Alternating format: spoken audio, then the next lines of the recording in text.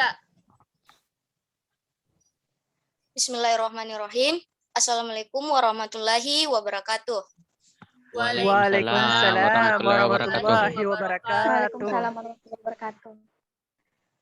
Puji syukur kita panjatkan kehadirat Allah Subhanahu wa taala, atas berkat dan rahmatnya lah kita dapat bersua dalam keadaan sehat walafiat seperti sekarang ini. Tak lupa pula kita kirimkan salam dan salawat kepada baginda Rasulullah Shallallahu Alaihi Wasallam. Yang saya hormati Bapak Asri Ismail SPD MPD selaku dosen pembimbing mata kuliah linguistik umum pada pagi hari ini, serta teman-teman sekalian yang sama-sama berbahagia. Perkenalkan, kami dari kelompok 2 yang beranggotakan 8 orang. Saya sendiri atas nama Putri Adelia Amiruddin akan memimpin proses diskusi mengenai karakteristik bahasa. Adapun tim penyaji materi dari kelompok kami atas nama Ahmad Fadil, Muhammad Farid, Alvina Alidollah, Nurmadinah, Nadirah Toroipa Rais, Intan Mutiara Safira, dan Ratih Kusumaning Ayu. Baiklah, untuk mengefisienkan waktu, langsung saja kita serahkan kepada penyaji materi pertama yakni Saudara Ahmad Fadil. Dengan ini dipersilahkan. Baiklah, terima kasih atas kesempatan yang telah diberikan kepada saya. Di sini saya akan menjelaskan karakteristik bahasa. Karakteristik bahasa ada 6. Karakteristik bahasa yang pertama yaitu lugas dan jelas. Lugas dapat diartikan mengandung makna apa adanya, gagasannya jelas, tidak berbelit-belit, serta mudah dipahami. Contohnya, regenerasi dalam organisasi siswa intrasekolah biasanya dilakukan dengan cara pemilihan. Pengurus terpilih dapat berasal dari kelas 1, kelas 2, dan kelas 3. Selama proses pemilihan, Bapak dan Ibu guru selalu memberikan bimbingan. Dengan demikian, peran sebagai pembimbing yang dilakukan oleh Bapak dan Ibu guru berjalan secara proporsional. Jelas. Jelas berarti gamblang, tegas, dan tidak meragukan.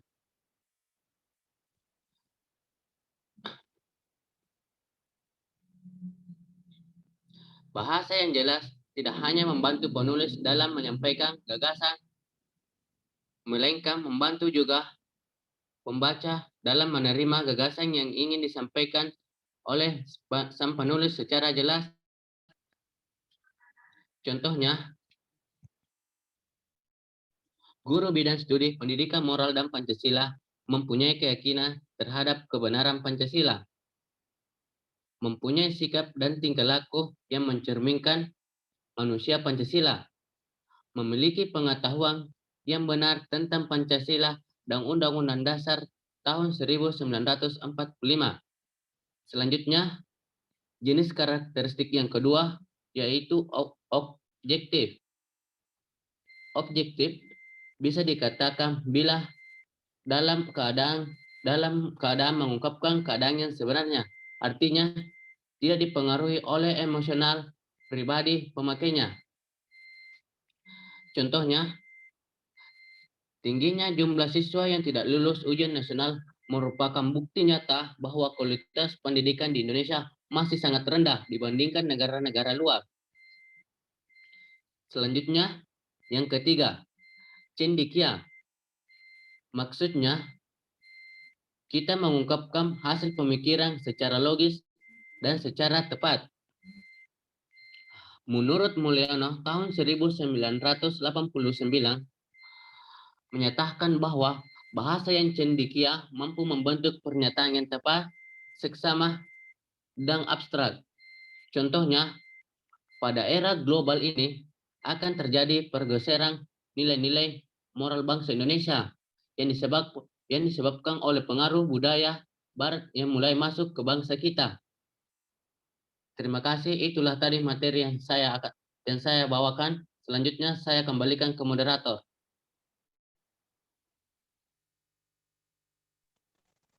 Terima kasih Saudara Ahmad Fadil. Selanjutnya kita serahkan kepada penyaji materi berikutnya, Muhammad Farid. Dengan ini dipersilahkan. Baik, terima kasih sebelumnya kepada moderator yang telah mempersilahkan saya untuk menjelaskan materi selanjutnya. Baik, di sini saya akan melanjutkan jenis-jenis dari karakteristik bahasa. Yang keempat yaitu ringkas dan padat. Bahasa keilmuan berciri ringkas dan padat, artinya pemakaian unsur bahasa di dalamnya hemat. Unsur-unsur yang tidak diperlukan karena tidak fungsional dalam mengungkapkan gagasan dibuang. Contohnya, nilai etis tersebut di atas menjadi pedoman dan dasar pegangan hidup bagi setiap warga negara Indonesia. Dapat disempurnakan menjadi nilai etis tersebut menjadi pedoman hidup bagi setiap warga negara Indonesia. Contoh yang kedua, pendidikan agama di sekolah dasar tidak akan terlaksana dengan baik tanpa adanya dukungan dari orang tua. Dapat disempurnakan menjadi pendidikan agama di sekolah dasar tidak akan terlaksana dengan baik tanpa dukungan dari orang tua. Yang kelima, yaitu konsisten. Bahasa ilmuwan berciri konsisten, artinya harus bersifat ajek, azas, selaras, dan tidak berubah-ubah. Unsur-unsur bahasa berupa pembentukan kata dan tata tulis, penggunaan ejaan dan tanda-tanda baca digunakan sebagai kaidah yang berlaku dan konsisten. Contohnya, untuk penumpang yang melimpah menjelang dan usai lebaran telah disiapkan kendaraan yang cukup. Pengusaha akan diimbau mengoperasikan semua kendaraan ekstra dapat disempurnakan menjadi untuk mengatasi penumpang yang melimpah menjelang dan usai lebaran, pengusaha angkutan diimbau mengoperasikan semua kendaraan ekstra. Selanjutnya, nomor 6 yaitu gagasan sebagai pangkal tolak. Gagasan sebagai pangkal tolak dalam bahasa Indonesia keilmuan.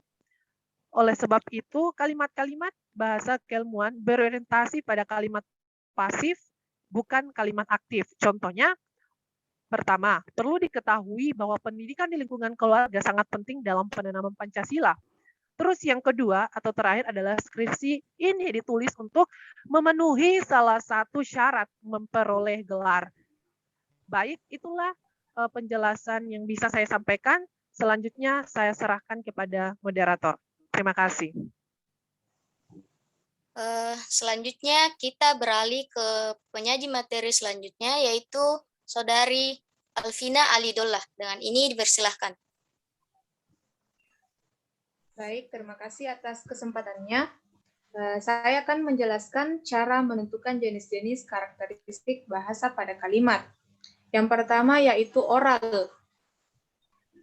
Oral bersumber dari bunyi, yang dimana dari gesekan atau benturan pada benda-benda. Dapat juga berasal dari alat suara para binatang dan manusia.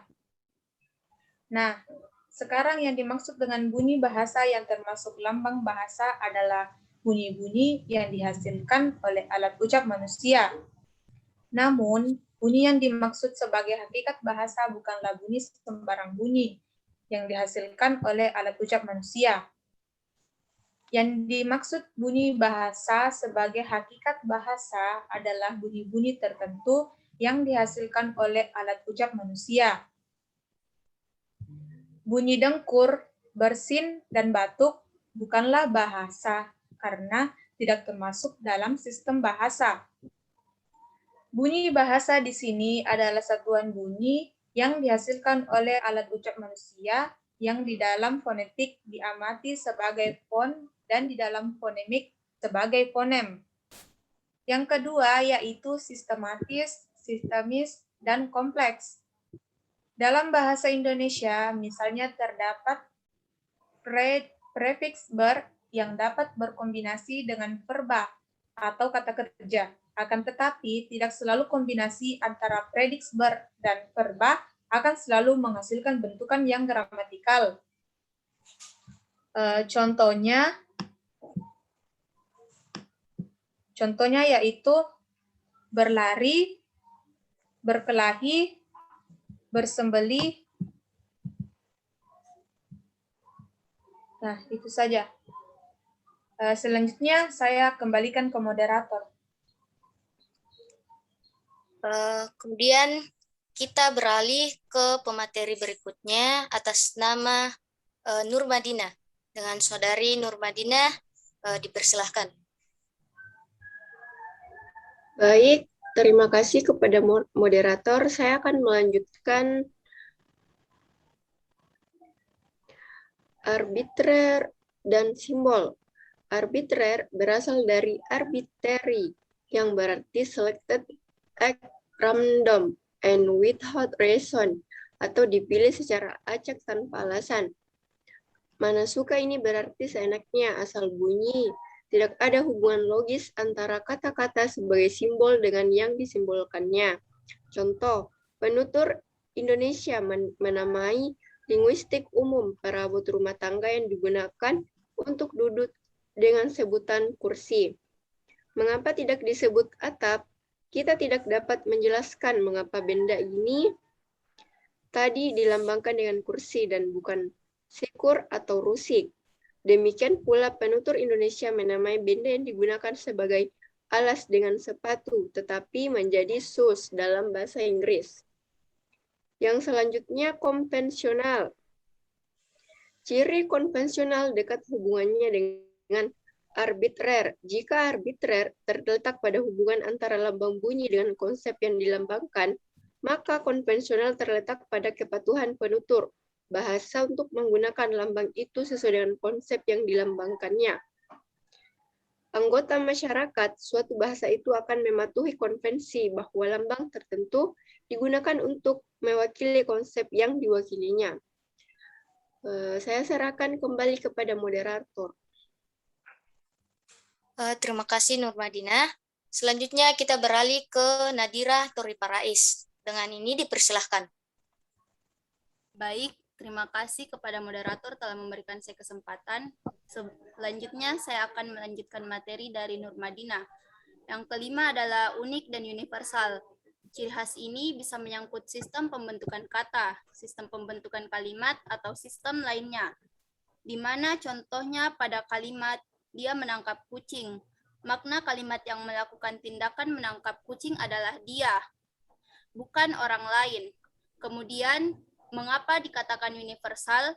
Karena ada ciri-ciri yang sama dimiliki oleh setiap bahasa di dunia.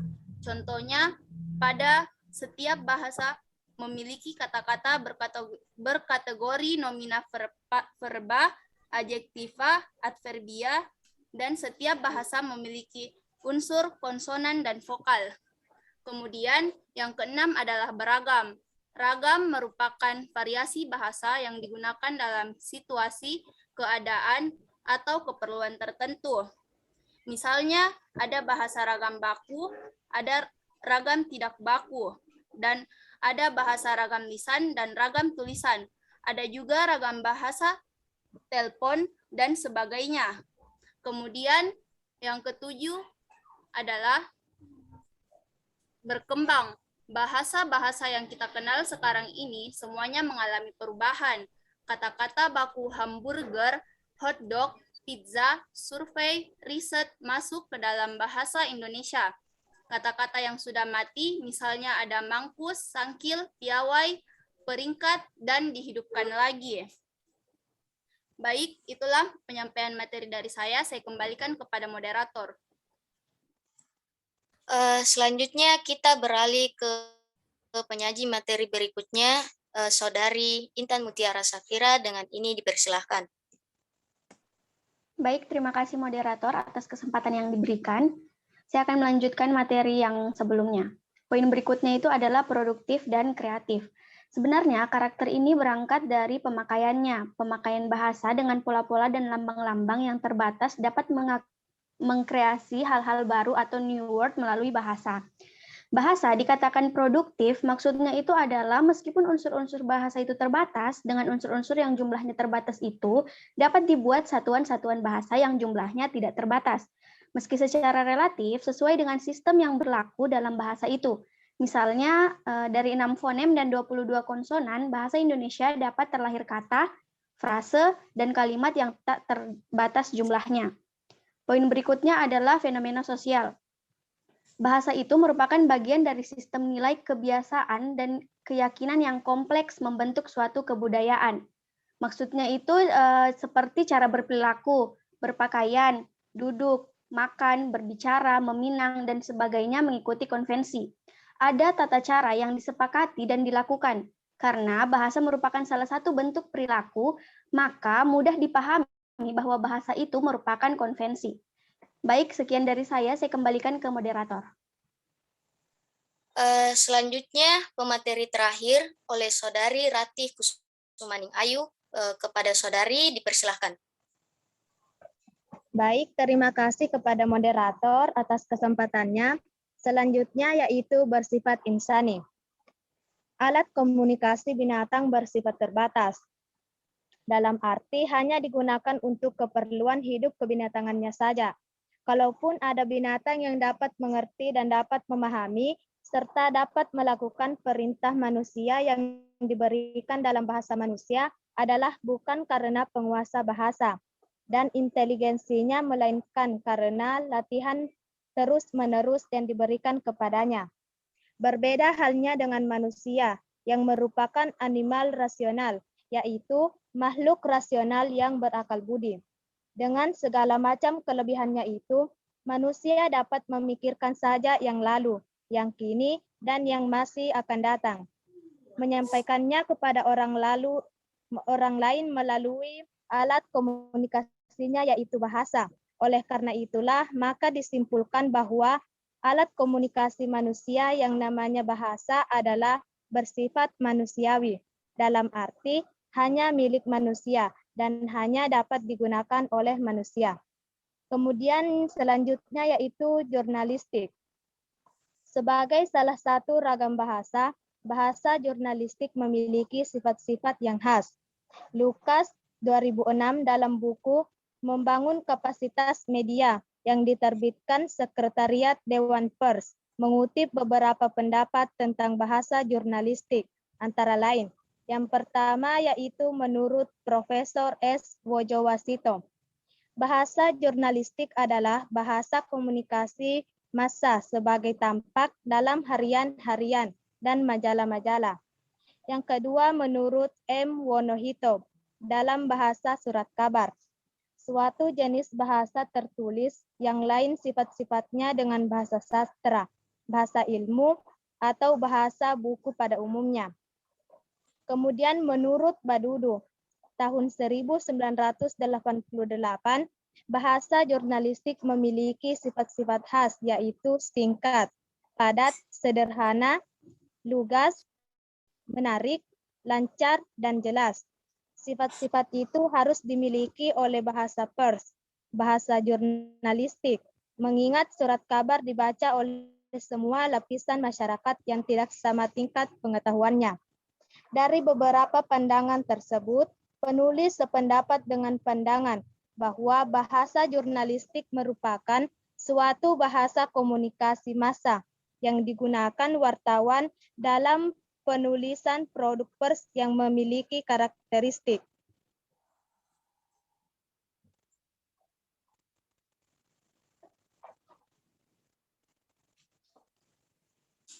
Baik, itulah tadi materi yang saya sampaikan. Saya kembalikan kepada moderator.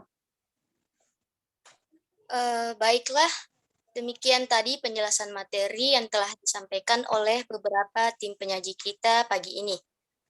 Dan melalui kesempatan ini, kita dapat menarik sebuah kesimpulan bahwa bahasa adalah alat komunikasi antar anggota masyarakat yang berupa bunyi suara atau isyarat maupun lambang yang dikeluarkan oleh manusia untuk menyampaikan isi hatinya kepada manusia yang lain. Selanjutnya, kita akan memulai sesi tanya-menjawab.